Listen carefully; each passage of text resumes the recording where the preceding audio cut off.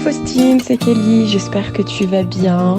Je te fais un petit vocal, je suis toujours en road trip. D'ailleurs, d'ici quelques heures, je m'apprête à prendre le ferry pour quitter les États-Unis et rejoindre l'île de Vancouver, que j'ai très hâte de découvrir. J'en ai tellement entendu parler et je l'ai encore jamais faite. Donc j'ai vraiment hâte.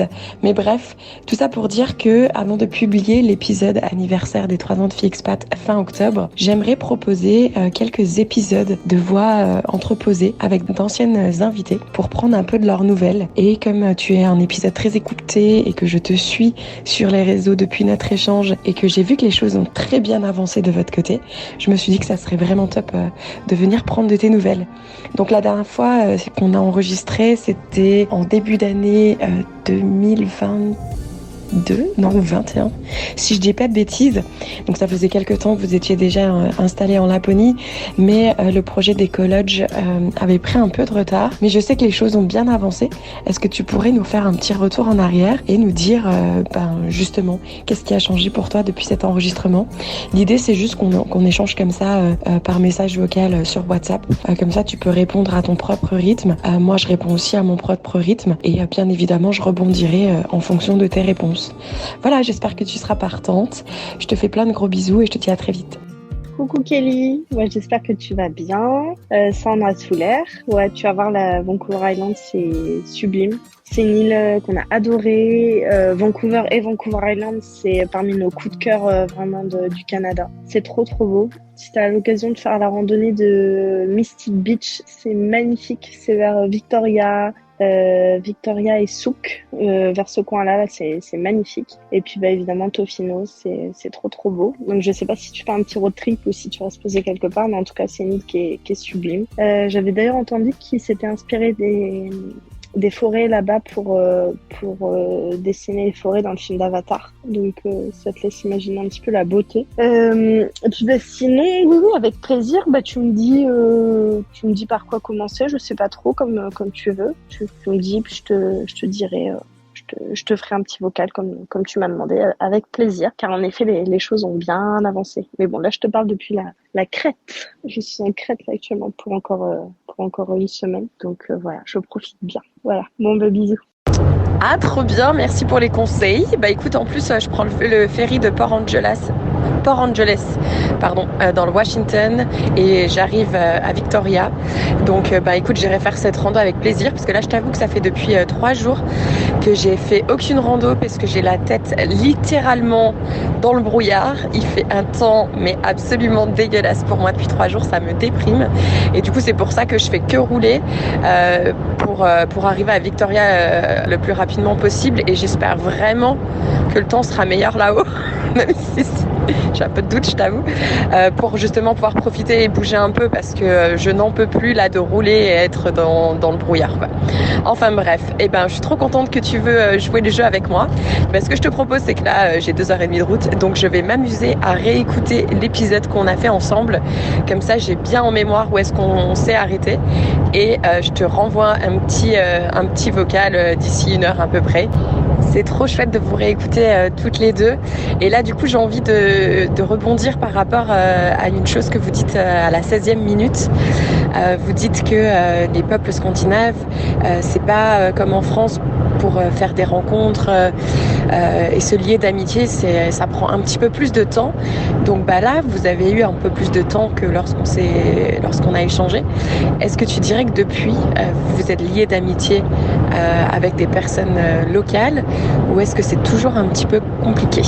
Alors, pour répondre à ta question, depuis qu'on s'est parlé concernant notre relation avec les locaux, ça reste, je dirais pas compliqué, mais ça reste, ça reste des relations, on va dire amicales, mais c'est pas des amitiés profondes. Il y a des gens qu'on a rencontrés, des locaux qui sont adorables, avec qui on s'entend très bien, mais je pense que la barrière de la langue, la différence de nos cultures en fait fait que ça va pas forcément plus loin. Et après, les locaux sont quand même très très famille, ils restent beaucoup en famille, et du coup même entre eux ils sortent pas forcément dans des cercles d'amis, donc non, ça reste quand même assez distant, mais sans être non plus coupé du monde, pas du tout. On a des copains, des relations, etc., mais bon, pas d'amitié profonde, on va dire.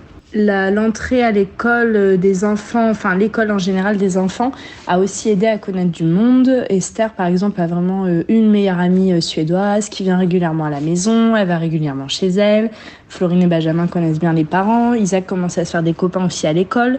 Avec notre travail, on a connu pas mal de monde. Moi, depuis peu, j'ai changé de travail. Je travaille dans un petit restaurant local et là, vraiment, je me suis vraiment liée d'amitié avec les gens avec qui je travaille qui sont adorables, que j'ai déjà vus en dehors. Donc après, je pense que ça va venir petit à petit, mais c'est aussi le temps de trouver les bonnes personnes avec qui tout simplement tu as des valeurs communes. Même si tu parles pas la même langue, tu peux avoir vraiment les valeurs communes et ça met un petit peu de temps à trouver, notamment quand tu as cette barrière culturelle.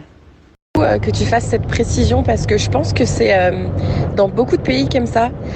J'avoue que moi aux États-Unis ça a été très rapide, mais au Canada ça a été beaucoup plus long. Et je sais que c'est un sentiment que beaucoup de personnes qui vivent à l'étranger peuvent ressentir.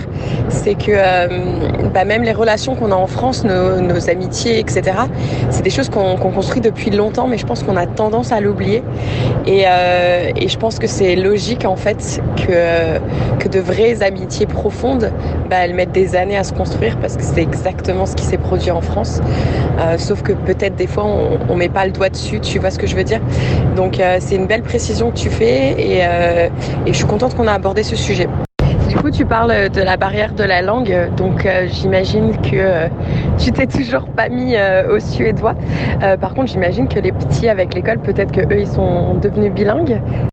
Alors, concernant la barrière de la langue, je me suis mise au suédois.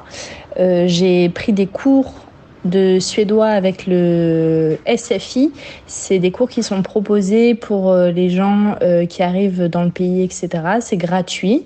C'est de 8h à 11h tous les jours, mais malheureusement, en fait, j'ai commencé un travail à ce moment-là et du coup, j'ai pu le faire qu'un mois et demi ou 2 mois. Donc, j'y allais 4 fois par semaine, tous les matins. Mais j'ai appris vraiment les bases à ce moment-là. Et en fait, après, j'ai tout perdu, entre guillemets, parce que j'ai travaillé dans un environnement anglophone.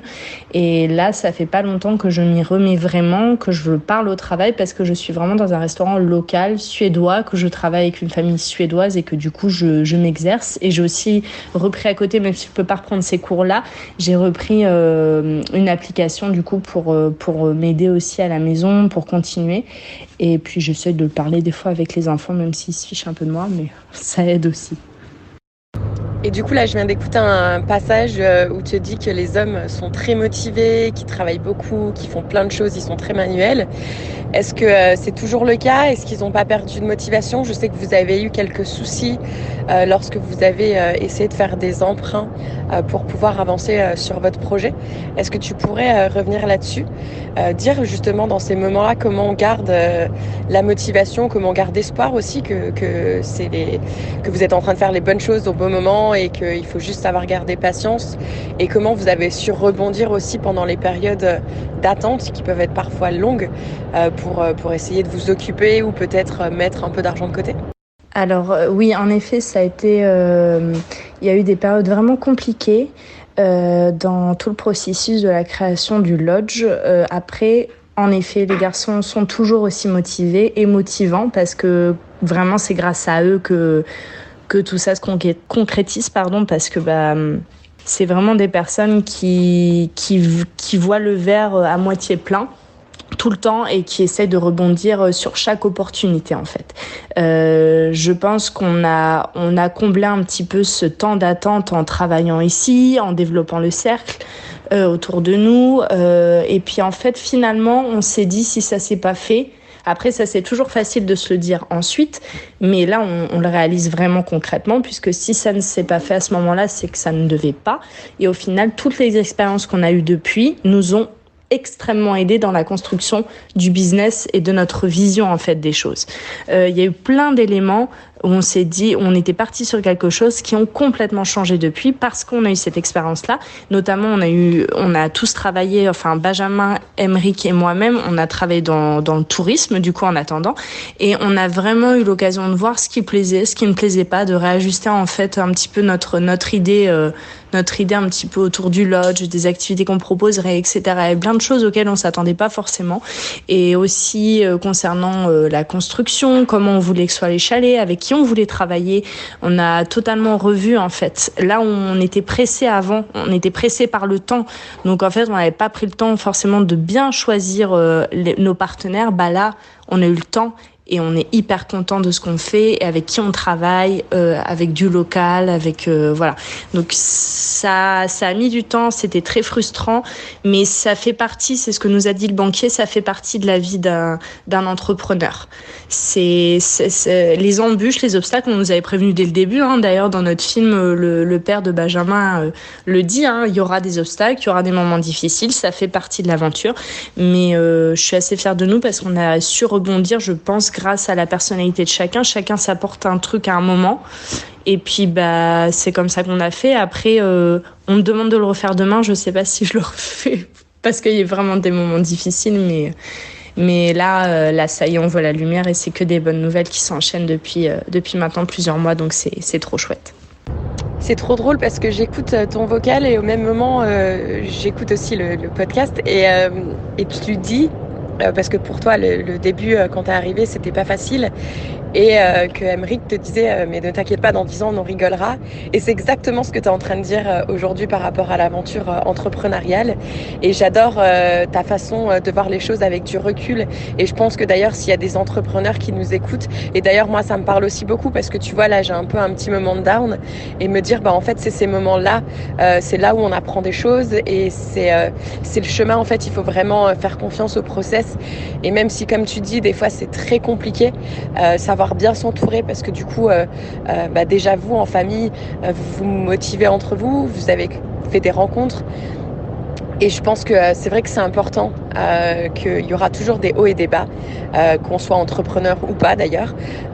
Et j'adore en fait ta façon de voir les choses aujourd'hui. Je trouve quand même intéressant que tu dis qu'à refaire, t'es pas certaine que tu l'aurais refait. Est-ce que tu penses que si tu étais restée en France, les choses auraient été plus faciles? C'est dur à dire comme réponse, j'imagine, parce que du coup, t'y es pas. Mais je pense que dans la vie de tout le monde, on a tous des moments pas positifs et puis négatifs. Mais en ressentir plus grande, c'est ça qui nous fait évoluer. Et ça, c'est quand même chouette.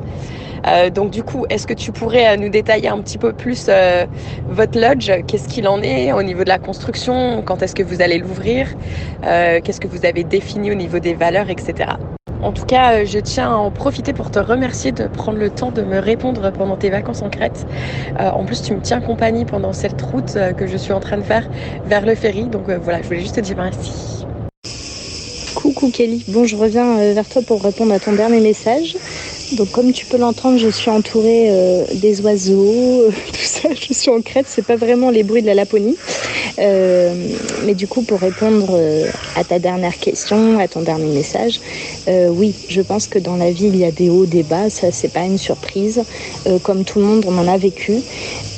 C'est seulement que je pense, quand je dis que si c'est à refaire, je ne le referais peut-être pas, c'est parce qu'aujourd'hui, on a vécu des choses ces derniers mois qui ont été très douloureuses personnellement, dont la perte de notre premier loulou aussi, qui a été une épreuve très très douloureuse, qui le reste encore aujourd'hui, mêlée à plein d'autres choses aussi. Et je crois que tout ça, c'est pas encore vraiment cicatrisé, et en fait, mêlé à ce parcours un petit peu pour construire le lodge, tous ces obstacles qu'on a dû franchir avec le business, du coup aujourd'hui où je me dis je le referai pas. Mais à la fois peut-être que dans 5 ans, dans 10 ans, je te dirai mais je le refais demain parce que ce que j'ai vécu, ça m'a rendue beaucoup plus forte. Je suis quelqu'un qui se connaît mieux, qui s'entoure mieux, peut-être que je te dirai ça. Mais c'est sûr qu'aujourd'hui, on reviendrait à notre vie en France. Je pense qu'on la trouverait peut-être fade. Pas d'un point de vue familial parce qu'on sera toujours extrêmement bien entouré, parce que notre famille nous manque tous les jours et que on était très heureux en France. On avait une famille exceptionnelle, on était toujours ensemble, on avait des belles maisons, on avait des bonnes situations.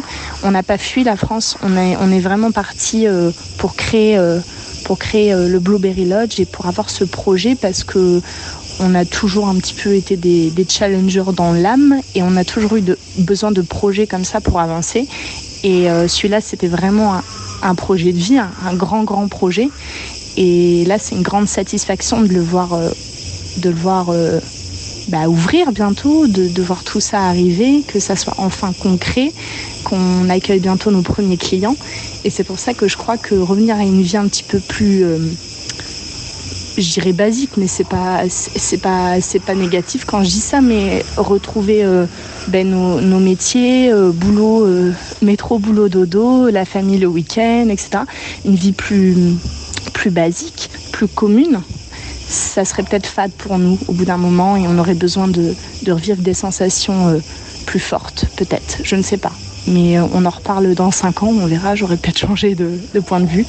Mais en tout cas, le Blueberry Lodge ouvre bientôt et ça, c'est un vrai bonheur, une grande fierté et on a trop hâte.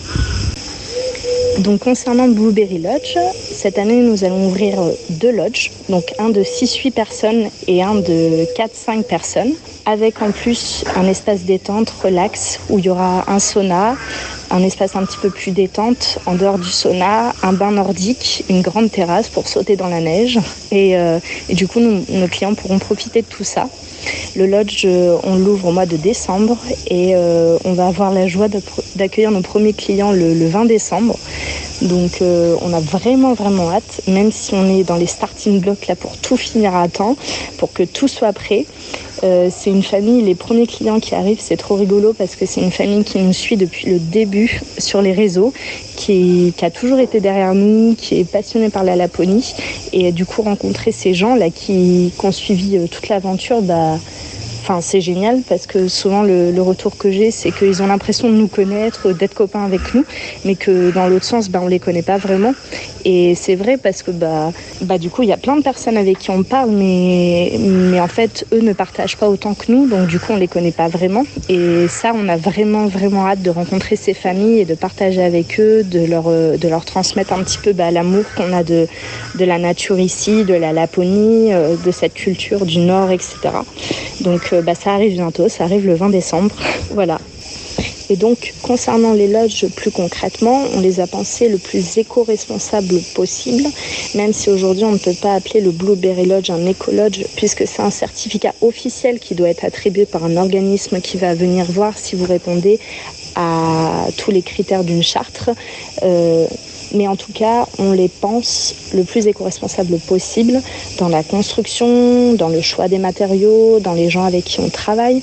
On a choisi vraiment une scierie locale qui est située à 40 km avec un monsieur qui approche les 70 ans, qui a toujours travaillé là, qui se fournit dans les forêts environnantes, qui nous a vraiment aidés sur les plans des chalets, sur le choix des matériaux du début à la fin, avec une isolation par exemple en papier recyclé, qui va être conséquente pour que les logements soient vraiment peu énergivores, qui s'intègrent aussi bien dans l'environnement, au niveau visuel, etc.